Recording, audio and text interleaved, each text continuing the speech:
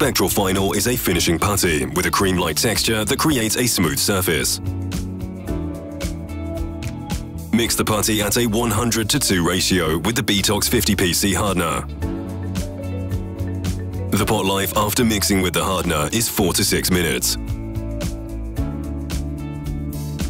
The creamy texture and fine-grained fillers make the final putty very easy to apply, while leveling out scratches and irregularities.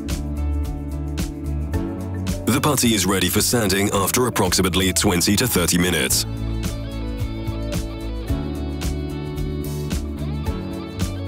Final is very easy to sand. Rough sand gradually from P180 to P240.